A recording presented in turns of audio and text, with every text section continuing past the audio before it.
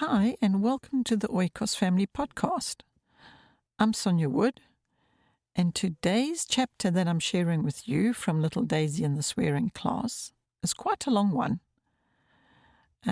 It's all about little Lily's father, who's a pastor, talking to the little group of girls about what the word says about using the Lord's name in vain, and what is swearing, what is considered swearing, and what is not, and so on.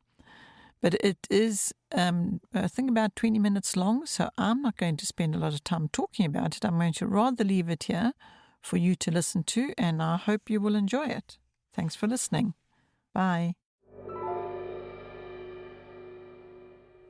Chapter 7. The Swearing Class. Lily felt so happy when her papa and mama came home. She had so much to hear and to talk about that she forgot to ask her father to teach her about the third commandment. Besides, she no longer went to school. Her mother taught her at home as she had done before going on her journey. Not being in school, Lily did not hear or say those careless words which Daisy Foster had said it was not right to use. The talk she and her friends had had came to mind one evening as the family all sat at the table. "Mamma," said Ella, "will you let Lily and me have a tea party tomorrow? I want to ask half a dozen of our girls. I suppose Lily would like to have a few of the little ones at the same time." "Yes," answered Mrs. Ward. "You may each ask 6 of your friends." "Can Walter and I ask some of the fellows?" asked Ned. "Oh, mercy, no," said Ella. "We don't want any boys. We're not having a regular party, Ned. I just want the girls to spend the afternoon. It makes more fuss to have boys, too." "Goodness me, you needn't get into such a way about it," said Ned. "Children," said Lily. "You needn't either of you swear about it." Her brothers and sisters' words brought back to her what Daisy had said. Lily's family generally considered her efforts to keep the family straight as a good joke. They usually received her reproofs and advice with a laugh. This time they felt her plain speaking too much. Ned exclaimed, "Well, who is swearing, I'd like to know? And who gave you permission to correct your elders?" "Nobody. I just took to it," said shameless Lily. Then turning to her father, she exclaimed, "Papa, I believe the girls in our school are pretty heathen. They don't know enough about the commandments. So I told them we'd have a swearing class, and I'd ask you to teach it. You know a good deal about swearing. Tomorrow when they come, we can have our swearing class." This speech turned the anger of Ella and Ned into amusement. They laughed with the others. "I don't believe your playmates will thank you for asking them here for play, and then bringing them up for a lecture from me, my pet," said Mr. Ward. "Yes, they will, Papa. They want to know about it. I think we'd better make a swearing party of this. I believe it would do those big girls good, too. They swear something dreadful. They don't seem to think they do. At least, Cora doesn't. Mamma, let's make a rule. We won't have any swearing in this house, won't you?" "Certainly," said Mamma, smiling. "First, we must find out what swearing is, and then become careful not to break the rule." "If one is going to call goodness and mercy and such things swearing, one might as well give up talking altogether," said Ella. "Perhaps not only swearing," said her father. "The use of them is a bad habit.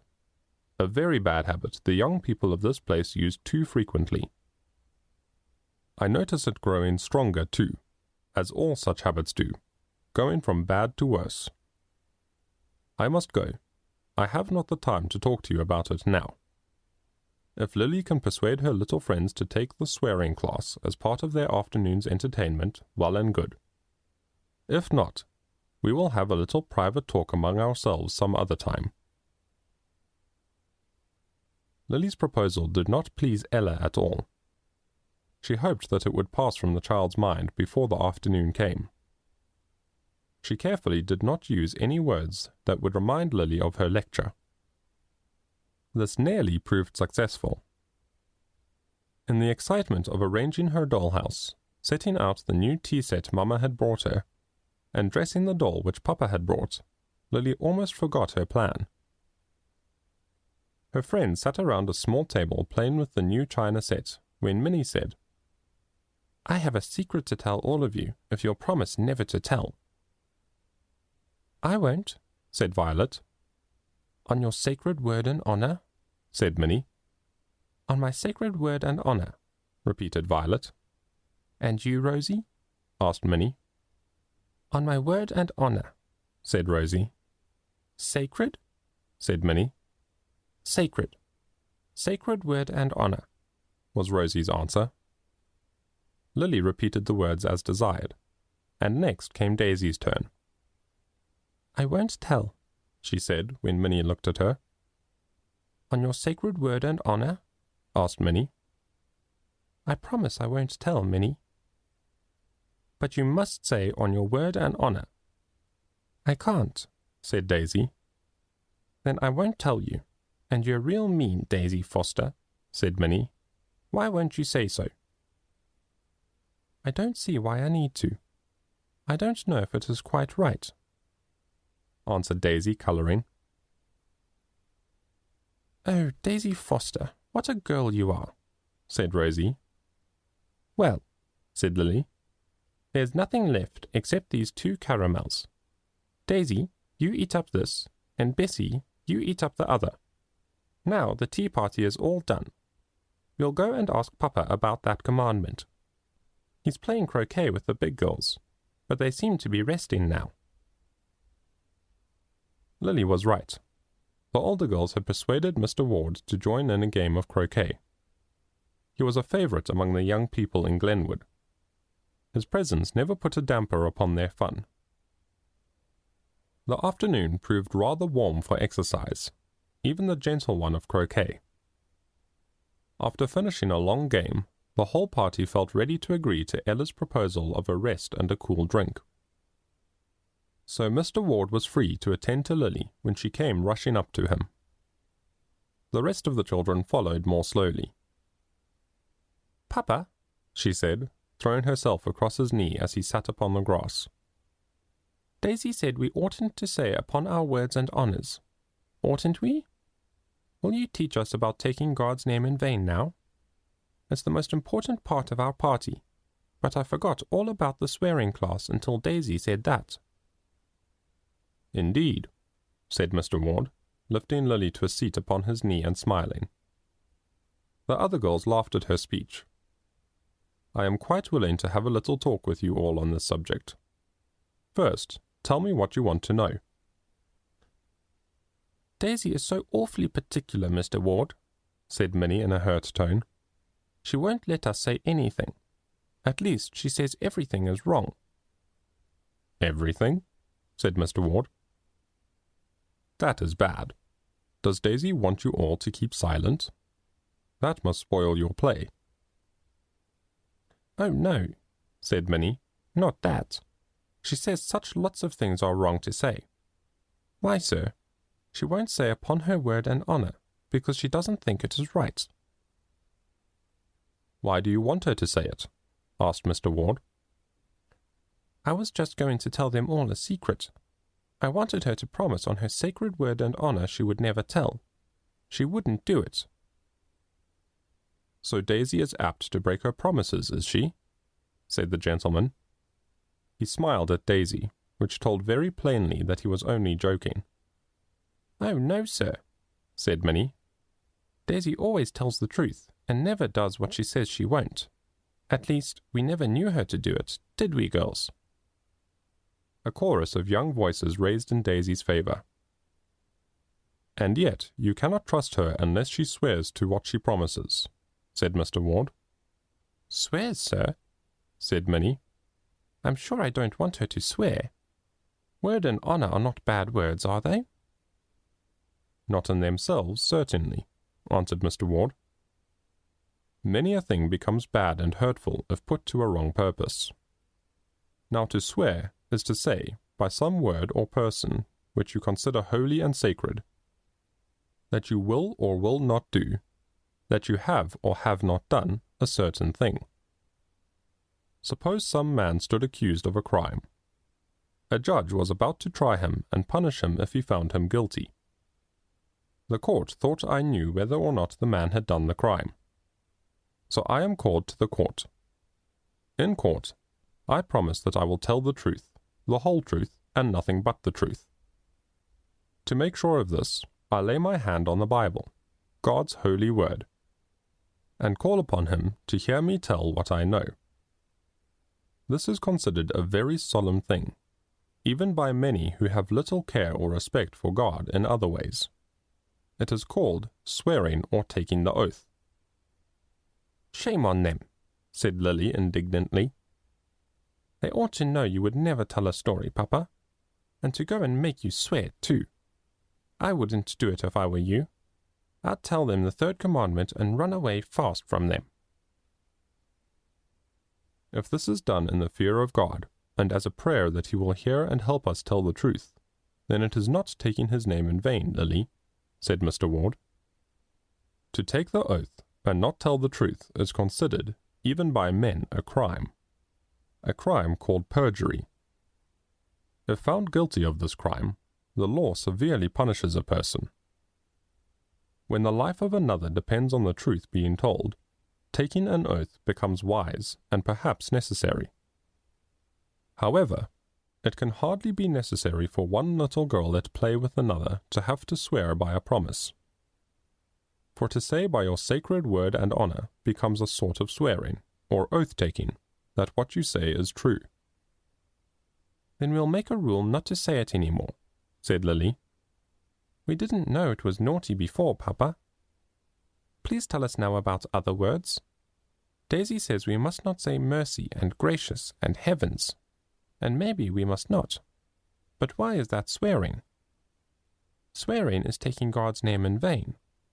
How do such words take his name in vain if we don't speak it?" She thinks playing with the Bible, or saying its words when playing, is taking God's name in vain too. Is it? "I will tell you," said Mr. Ward. "Suppose, Lily, that some king or queen or the president of our own country came here. Would you not wish to behave with politeness and respect in your manner and speech?" I don't know," answered Lily doubtfully. "I guess I'd behave as saucy to them as to anyone else." Mr. Ward saw this would not do, at least not for Lily. He must go higher than earthly rulers. "Suppose, then," he said, "that Jesus came down among us. We could see him with our eyes, walking and talking with us. What would you all do?"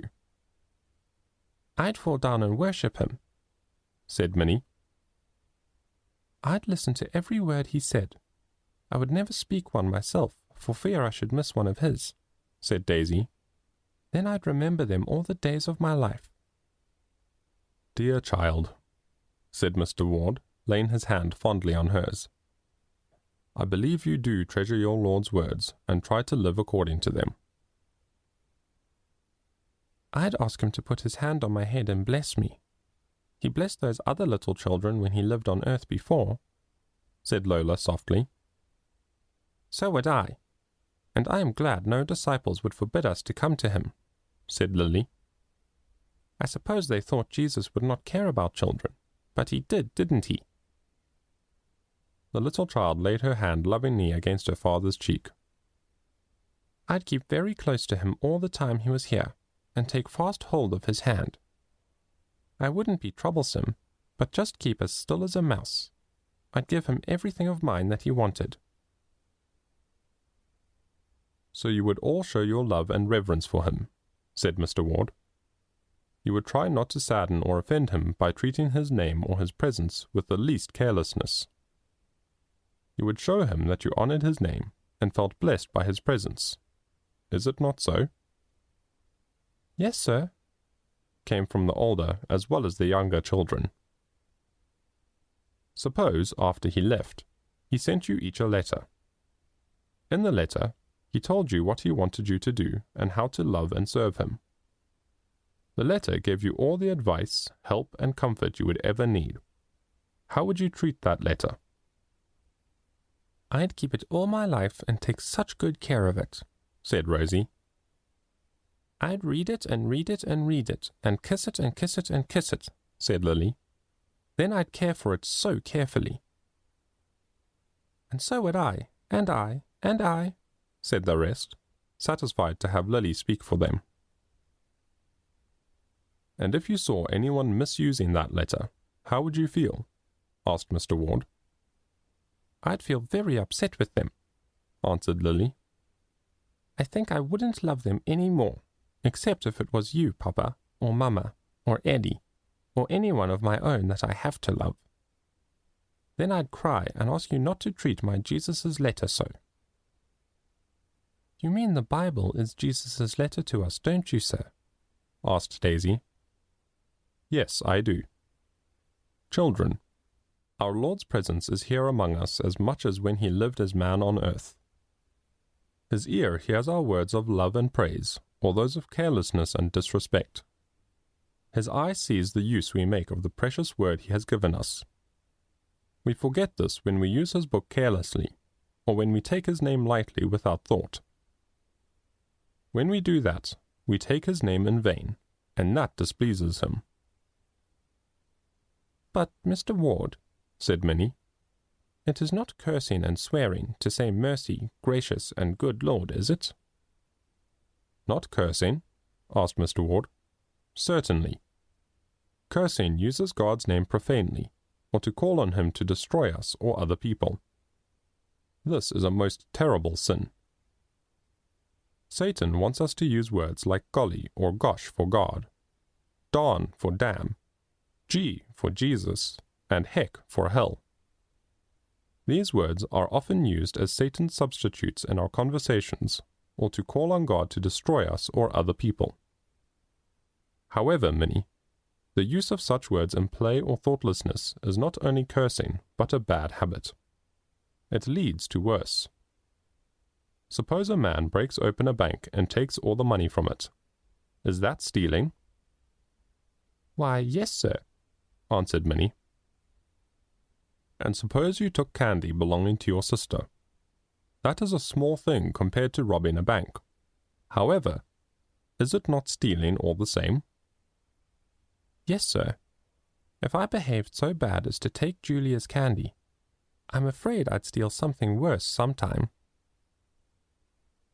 Now, said the gentleman, you see why it is unwise to use such expressions. It is, as Lily says, a kind of little swearing, but it leads to worse. Besides, it is very useless. You can surely believe one another without saying upon your sacred word and honor, as sure as you live, heaven knows, and so forth. You gain nothing by this sin, even of this world's good. No pleasure nor profit. It is only an idle, useless habit that displeases the holy ear of our Lord. Goodness, mercy, and graciousness belong to the Almighty. Jesus warns us in Matthew 5:33-37, Thou shalt not forswear thyself, but shalt perform unto the Lord thine oaths. But I say unto you, swear not at all, neither by heaven, for it is God's throne, nor by the earth, for it is his footstool, neither by Jerusalem, for it is the city of the great King. Neither shalt thou swear by thy head, because thou canst not make one hair white or black. But let your communication be, yea, yea, nay, nay. For whatsoever is more than these cometh of evil. We must take heed that we do not speak of what belongs to him in a careless way. And now, I believe we have had enough talk on this subject for this afternoon. You did not ask your friends here, so I might lecture them. Oh, yes, I did, Papa, said Lily. We all deserved it very much, especially the big girls. Papa, Do you believe the Lord troubles himself to know where the girls put an old worn-out cushion and such things? If he does, ought we to say he does? God knows everything, Lily. He knows even the smallest trifle event, but it is very wrong to say in a careless way, the Lord knows. The very thought that his eyes and his ears always notice every word, look, and our feelings, should make all of us more careful how we use his holy name. I am glad this question came up among you. Carelessness in using God's name, other sacred words, in quoting Scripture, talking Bible, my Lily calls it, have become too common of habits. We older ones, as well as the young people in Glenwood, too often fall into the custom. Many of us have the constant need of the prayer, "Set a watch, O Lord, upon my mouth. Keep the door of my lips." Daisy brought the matter to our attention, said honest Cora. I, for one, have offended God in this way, and have set a bad example to the rest. I believe the little ones have learned it from us older girls. We should thank Daisy for teaching us a better lesson.